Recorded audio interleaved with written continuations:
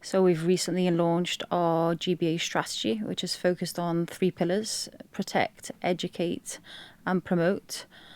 And in terms of these three pillars, I guess we're here today to talk about the protection piece, which is around fraud prevention, which is a hot topic at the moment. It's something which we need to have greater outreach to our customers so that we can educate them and protect them from what is becoming, a very sophisticated fraud system.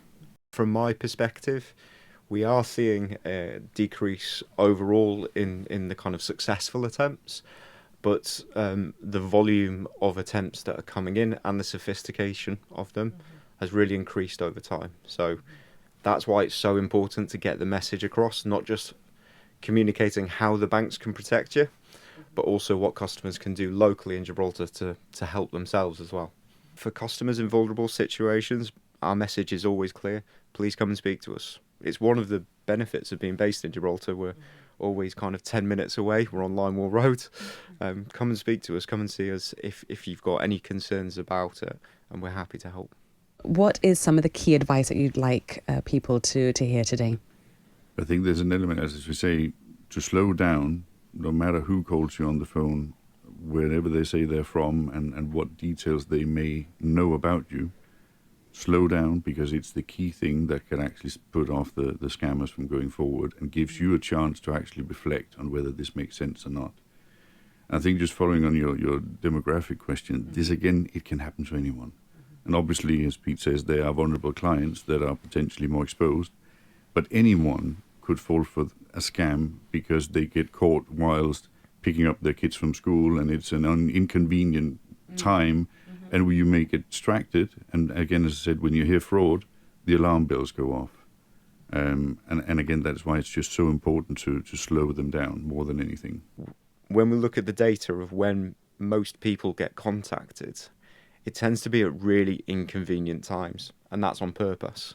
Like you said, the school drop-off time or pick-up time. Friday afternoons when people in Gibraltar are busy, they're preparing for the weekend, and sometimes they're caught off guard. That is a very common time.